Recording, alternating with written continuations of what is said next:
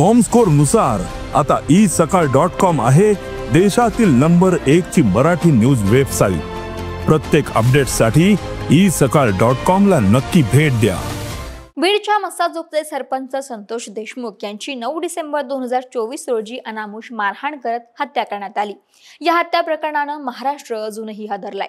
देशमुखांना केलेल्या मारहाणीचे तिडीक आणणारे व्हिडिओ आणि फोटो सोशल मीडियावरती व्हायरल झाले, ज्याने प्रत्येकाला हादरवून सोडलं। या हत्या प्रकरणाला जवळपास 4 महिने होतील, मात्र एक आरोपी अजूनही म्हणजेच कृष्णा आंधळे अजूनही फरार आहे। या हत्या प्रकरणात एक माहिती आता समोर येते। अशात या हत्या प्रकरणात एक मोठी अपडेट समोर आली आहे। देशमुखांच्या मारेकऱ्यांचा म्होरक्या सुदर्शन गुलेनं पोलीस तपासात आपल्या गुन्ह्याची कबुली दिली आहे। आवादा कंपनीच्या प्रकरणीच देशमुखांची हत्या केल्याचं सुदर्शन गुलेनं कबूल केलं। त्यामुळे आता आरोपी पुरते अडकलेत आणि त्यांच्या शिक्षेचा मार्ग मोकळा झाल्याचं बोललं जातंय। परंतु यातच मोठा पुरावा म्हणजे सुदर्शन गुलेचा भाऊ प्रतीक घुले यांनाही पोलिसांच्या हाती दिलाय। प्रतीक घुलेनं देशमुखांना कुठे आणि कशी मारहाण केली, एवढंच नाही तर हत्यारं कुठे टाकली हे सगळंच कबूल केलंय आणि समोरही आणलंय। नेमकं त्याच्या जबाबामध्ये काय म्हटलंय पाहूया त्या व्हिडिओच्या माध्यमातून। नमस्कार, मी अक्षता, सकाळमध्ये तुम्हा सर्वांचं स्वागत। तर सरपंच संतोष देशमुख हत्या प्रकरणात आरोपी प्रतीक घुले याला सोबत घेऊन पोलिसांनी घटनास्थळाचा पंचनामा केला होता। यावेळी प्रतीक घुले यांना संतोष देशमुख यांना ज्या ठिकाणी मारहाण केली होती ते ठिकाण दाखवलं। माऊली कारखाना ते टाकळी रोडवर आम्ही संतोष पंडितराव देशमुख यांना विविध हत्यारं मारून त्यांचा खून केला हे प्रतीक घुलेनं कबूल केलं।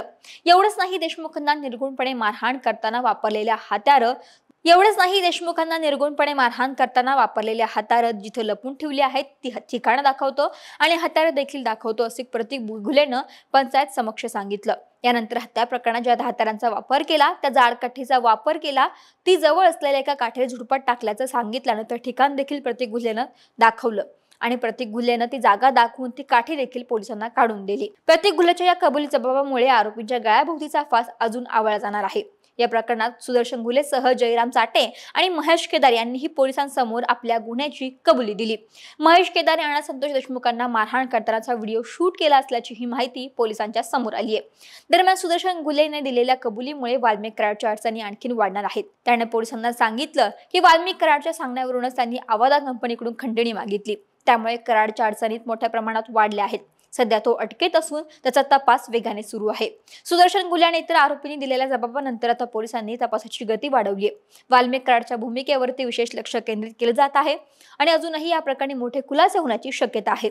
परंतु या दरम्यानच अंजली दमानिया यांनी एक आरोप केला की सुदर्शन गुले जो या देशमुखांच्या मारेकऱ्यांचा म्होरक्या आहे असं चार्जशीटमध्ये नमूद केलेलं आहे, परंतु जो सूत्रधार आहे या हत्या प्रकरणाचा तो वाल्मिक कराडच आहे किंवा वाल्मिक कराडला पळती वाट म्हणून सुदर्शन गुलेनं कबुली दिल्याचाही संशय आणि म्होरक्या बनवल्याचा संशय अंजली दमानिया यांना आहे। त्यामुळे या अनुषंगाने देखील तपास होणार का आणि या प्रकरणामध्ये धनंजय मुंडेंना जी सहआरोपी करण्याची मागणी होती त्यामुळे धनंजय मुंडेंची सुद्धा चौकशी होणार का हे पाहणं महत्त्वाचं ठरेल। महाराष्ट्रातील सर्व बातम्यांचे विश्वासार्ह व्यासपीठ सकाळच्या सर्व सोशल मीडिया प्लॅटफॉर्मला लाईक, फॉलो आणि सबस्क्राईब करा। तसंच सर्व नोटिफिकेशनसाठी बेल आयकॉन प्रेस करायला विसरू नका।